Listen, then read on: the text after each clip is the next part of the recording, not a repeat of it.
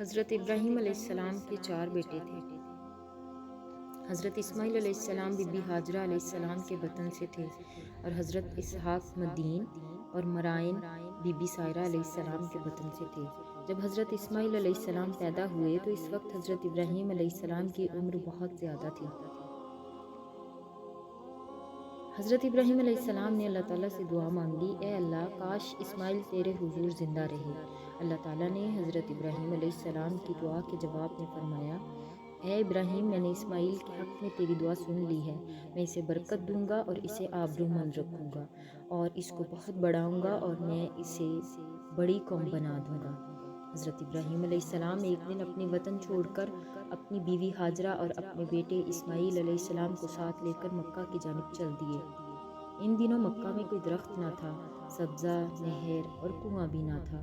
آج جہاں کعبہ ہے اس جگہ ایک بڑے درخت کے نیچے زمزم کے موجودہ مقام سے بالائی حصے پر واقع حضرت ابراہیم علیہ السلام نے بیوی اور بیٹے کو اتار دیا۔ جب ابراہیم نے وہاں سے جانے کا ارادہ کیا تو حضرت ہاجرہ علیہ السلام حیران و پریشان ہوئیں کہ ہمیں کہاں چھوڑ کر جا رہے ہیں۔ اس وقت وہاں نہ کوئی انسانی آبادی تھی اور پانی کا بھی دور دور تک نام و نشان نہ تھا۔ حضرت ابراہیم علیہ السلام نے ایک مشکیزہ پانی اور ایک تھیلی کھجور بھی ان کے پاس چھوڑ دی۔ حضرت ابراہیم علیہ السلام نے جب چلنے کی تیاری کر لی تو ایسے میں بی بی ہاجرہ نے ان کا دامن تھام لیا اور عرض کی، آپ ہمیں کہاں تنہا چھوڑ کر جا رہے ہیں؟ یہ بے آب صحرا ہے، یہاں رہنے کو مکان بھی نہیں ہے، کھانا پانی کا بھی یہاں کوئی آسرا نظر نہیں آتا، اس صحرا اور چٹیل میدان میں ہم تنہا کیسے رہیں گے؟ حضرت ابراہیم علیہ السلام خاموش رہے، وہ ایسے بن گئے تھے کہ جیسے کچھ سنا ہی نہیں۔ بی بی ہاجرہ نے کہا، ان خشک پہاڑوں اور گرم ریگزاروں میں کس کس پُد کر کے جا رہے ہیں؟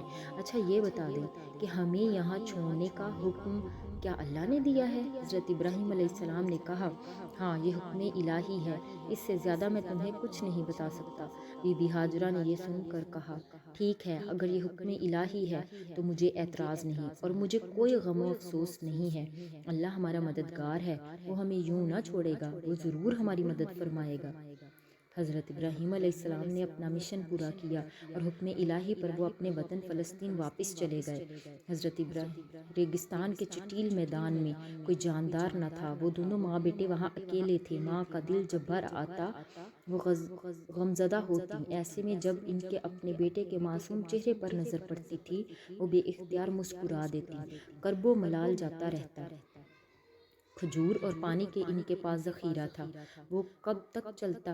ایک دن ختم ہو گیا، نوبت یہاں تک پہنچ گئی کہ اناج کا ایک دانہ بھی ان کے پاس نہ تھا، ایک گھونٹ پانی بھی نہ تھا جو اپنے ہونٹوں کو تر کر لیتی۔ بھوک و پیاس کی شدت کو برداشت کیے بیٹھی تھیں۔ معصوم بچے کو بھوک و پیاس برداشت نہیں ہوتی، اس کا چہرہ مرجھا گیا تھا، اس نے بھوک اور پیاس کے مارے بلبلانا شروع کر دیا تھا۔ کھیر خوار بچے میں قوت گواہی کہاں ہوتی ہے؟ وہ بھوک و پیاس سے بلبلاتے ہوئے خاموش ہو گیا، بچے کی آنسو بھی خشک ہو گئے تھے۔ چٹیل میدان میں دور تک کسی انسان کے گزر کا تصور بھی نہیں تھا، کوسوں دور آبادی کا نام و نشان نہ تھا۔ انسانی آبادی ہونے پر اس بات کا امکان تھا کہ بھوک و پیاس کا کوئی انتظام ہو جاتا، موجودہ صورتحال میں ایک قطرہ پانی بھی ملنے کا آسرا نہ تھا۔ بی بی ہاجرہ ماں تھیں، ماں سے کب یہ برداشت ہوتا ہے کہ اس کا بچہ بھوک و پیاس سے بلکتا رہے اور وہ خاموشی سے دیکھتی رہے؟ بی بی ہاجرہ کبھی اپنی انتہائی اور بے بسی کا خیال کرتی، کبھی اپنے معصوم بچے کی حالت زار کو دیکھتی تھیں، اپنے نونہال کی زندگی کو وہ کیسے اجڑتا دیکھ سکتی تھیں۔ اس لیے جب ان کی برداشت سے باہر ہوا وہ پانی کی تلاش کے لیے اٹھ کھڑی ہوئیں، قریب ہی واقع صفا پہاڑی پر چڑھ کر پانی کی تلاش میں نظریں دوڑائیں، شاید کہیں پانی نظر آ جائے، کوئی بھولا بھٹکا مسافر ہی نظر آ جائے جس سے وہ پانی لے لیں۔ مایوس ہونے پر وہ واپس لوٹ آئیں۔ بی بی ہاجرہ وادی کو تیزی سے عبور کر کے مروا چڑھ گئیں، پوری توجہ سے گرد و پیش کے میدانوں کا جائزہ لیا، مایوسی ملی اور پھر مروا سے اتریں اور صفا کی جانب بڑھیں۔